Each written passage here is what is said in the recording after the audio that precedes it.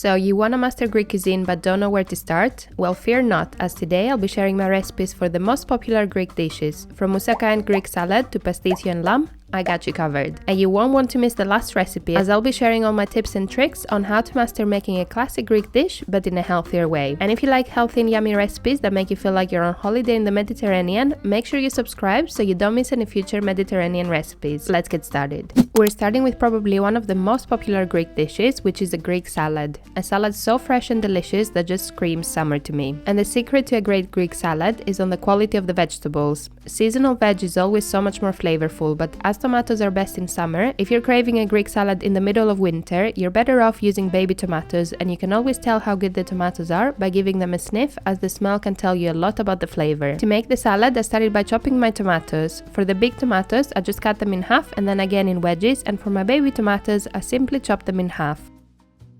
I added them to my serving dish and then I moved on to chopping the rest of my vegetables. I cut about half a cucumber in random slices. To be honest, I didn't really have a plan when I started chopping, but it doesn't matter as it's a rustic salad, so any shape will do. I then chopped about half an onion in slices, and then lastly I'm doing some green pepper. Again, I did very random slices and medium pieces, but you can be more precise than me. And of course I got a block of feta, as no Greek salad is complete without lots of feta on top. I layered the rest of my vegetables on top of the tomato, so the cucumber, the onion slices and pepper, and then I added lots of olive oil and red wine vinegar. Of course I'm using Greek olive oil. This one is from my family's grove in Epirus, and this is my favorite vinegar as it's not too strong, so works perfectly for a Greek salad. I season with salt and then top with little blocks of feta and of course some kalamata olives. I prefer using the ones with the stones as I find they keep their flavor better than the pitted ones. Lastly, I'm sprinkling some oregano on top and our Greek salad is ready. And look at this beauty, so fresh and so delicious. Serve myself some and I can't wait. I think the tomatoes are actually very good and very juicy. It's so yummy, and also when you have some bread, just dip it on the olive oil and vinegar and tomato goodness. Oh, it's so good. I'll have to get some bread and dip it. We call it vuta, and it's the best part of a Greek salad. So good and so fresh and so quick to make. It's just delicious. The perfect salad.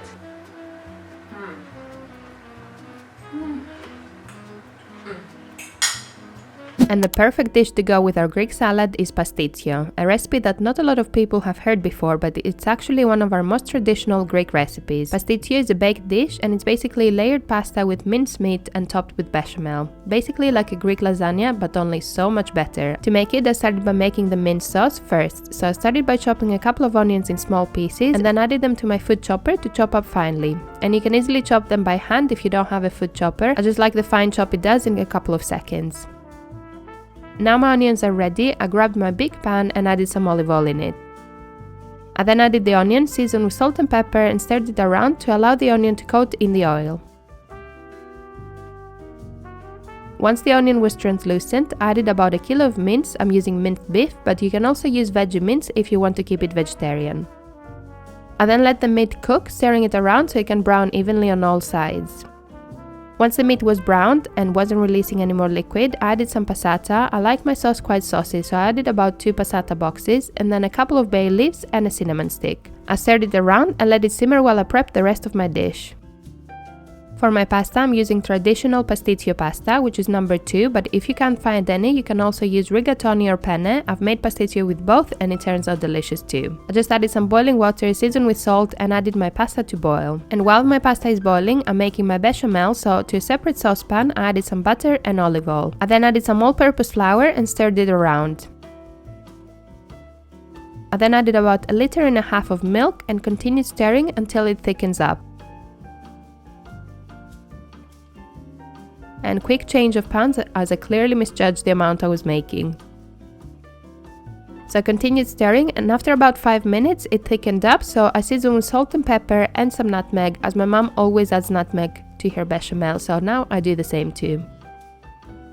Okay, the bechamel is ready, the mince is ready, everything is ready. I'm so excited. This is the best part, when you can layer everything. But before we do that, I'm gonna give everything a taste just to make sure it doesn't need any salt or pepper or anything else. Not sure if it needs salt. Maybe a tiny bit, and a bit of pepper. Perfect. I don't think it needs anything. Yeah, I think it's good. Let's layer. To layer the pastitsio, I started by adding some pasta on the bottom of my pan. I then added a layer of the mince sauce, trying to spread it around evenly. Then another layer of pasta, again trying to even everything out. And then topping with lots and lots of bechamel on top. For the top, I usually like to crumble up a rusk, but I was out today, so I'm adding little bits of cheese all around. I had some kefalograviera in the house, but gruyere would also work well, or whatever cheese you have and like. Someone put in the comments that they use halloumi, which sounds delicious too. I then baked it in a preheated oven until it's nice and golden. I let it cool for a bit and then cut myself a piece to try.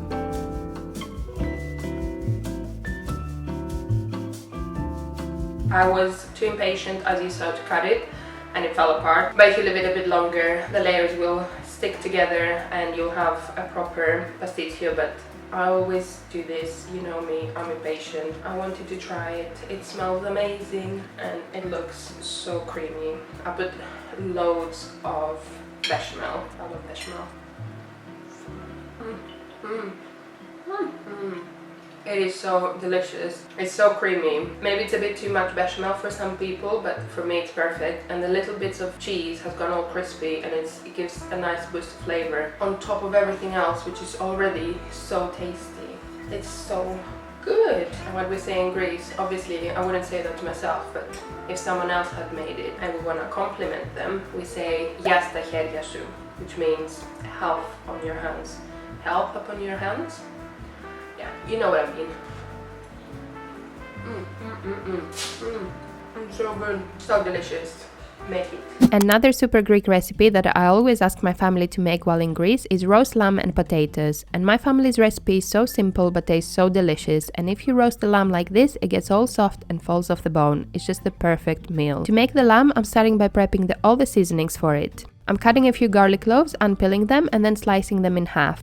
For seasoning, I'm adding some salt and pepper in a little bowl and mixing it together so it's ready to rub on the meat.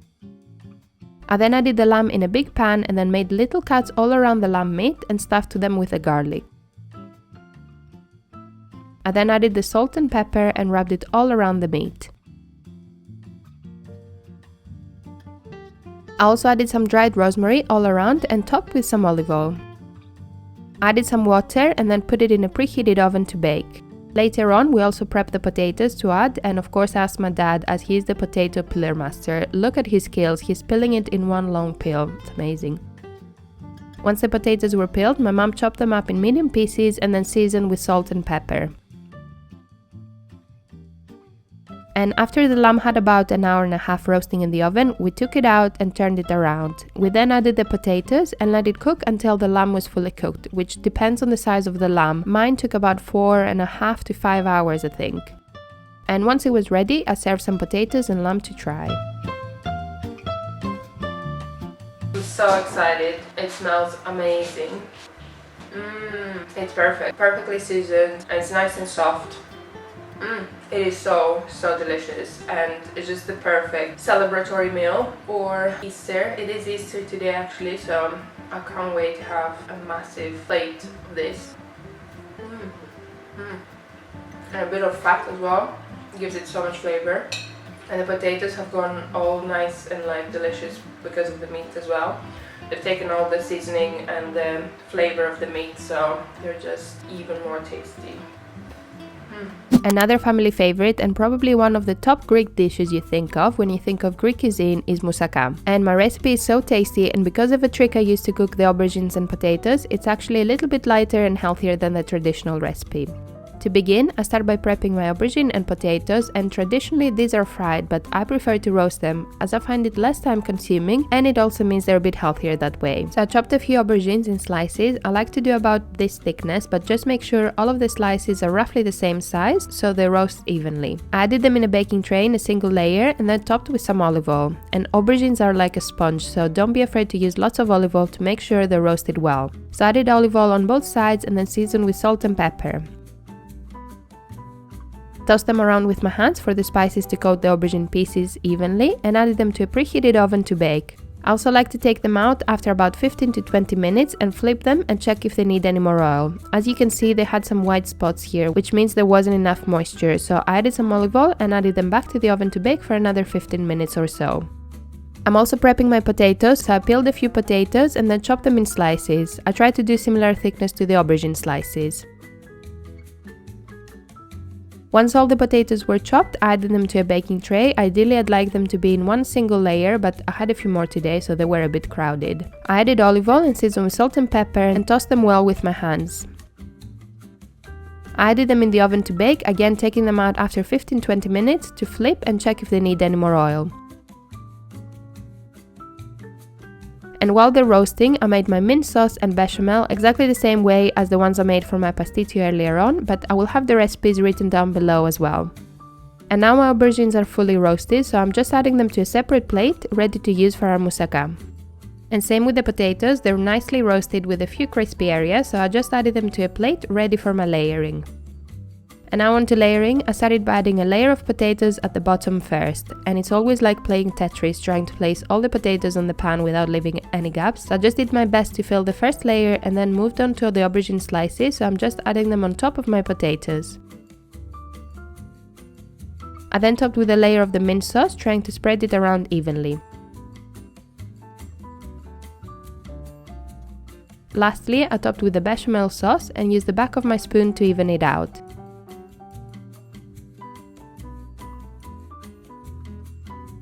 I then baked it in a preheated oven until it's nice and golden on top. I let it cool for a bit and then served myself a piece to enjoy. And look at these layers, the soft roast potato and aubergine, and then the yummy mint sauce and the creamy bechamel on top. I'm salivating just looking at it. I'm so excited. The layers have kept quite well, which I'm happy about. Oh my god, it's so good. The bechamel is so creamy, the potato is like nice and soft. It's just perfect. I think it's one of my best, if not the best one I've made. It's so good. And I was a bit worried that the bechamel wouldn't be enough. It's actually the perfect amount. It's so creamy. Oh my god, it's so good. It is so delicious. And who guessed the last recipe? I saved one of my favorites for last. This is my favorite takeaway dinner when on holiday in Greece, which is of course souvlaki. A wrap so simple in its elements but so delicious I could easily have it every day. And there's many ways you can prep your souvlaki. I like to make a gyros-like chicken recipe as I find that's quite fast and tastes so similar to the gyros you'd get in Greece, only so much healthier. I started by adding some olive oil to my non-stick pan and then added a few chicken thighs chopped in small pieces. I gave it a stir with my spoon and seasoned with salt and pepper. For seasonings, I'm using dried thyme, garlic powder and some soy sauce for that depth of flavor. So I added a tablespoon of soy sauce and about a teaspoon of each of the thyme and garlic powder. I gave everything a stir and let the chicken cook through. In the meantime, I'm prepping my tzatziki sauce, so I'm grating about half a cucumber using my grater. If you have time, you can let the cucumber drain in a strainer for a bit, but I was in a rush, so I just squeezed it with my hands to get rid of the excess water. For yogurt, we're using Greek yogurt of course, so I added about 400 grams in a bowl and then added the cucumber. I added a crushed garlic clove and then about a tablespoon of olive oil and a tablespoon of red wine vinegar. I seasoned with salt and gave it a good mix, and as always I forget the dill, so I finally remembered and added about a teaspoon in the tzatziki and now giving it another mix. Fresh dill would also work great, but I didn't have any in the house, so I just made do with the dry dill. And now my chicken was fully cooked and looking delicious, so I grabbed the pita from my freezer to warm up, and I'm so happy I found my favorite Greek pitas on Amazon. They come frozen, so they last so long. Once I warmed my pita, I added some tzatziki on top and then added some of my chicken. For vegetables, I'm keeping it classic, so adding some tomato and red onion and then adding some roasted potatoes. Lastly, I sprinkled some paprika on top and did my best to roll my wrap, and my souvlaki is ready. I'm so happy with the pita. It's like I haven't had proper pita since I can't really remember, so it is so good, so yummy, so messy to eat, but that's the best kind of food, right? I put Beautiful. It's so yummy, and a sprinkle of paprika just makes it even more authentic, because if you've been to Greece, they always end it with a bit of paprika on top. Also, let me know in the comments, do you like to put chips in your wraps and pitas and souvlaki? I feel like no souvlaki is complete without chips, but I love potatoes, and I love a double carb. But yeah, let me know in the comments, do you like chips in the pita, or do you like to have them on the side, because that's also an option. I do that sometimes. If you enjoyed this video and would like to see what I eat in a day on a Mediterranean diet, you can check out this video, and I'll see you on the next one.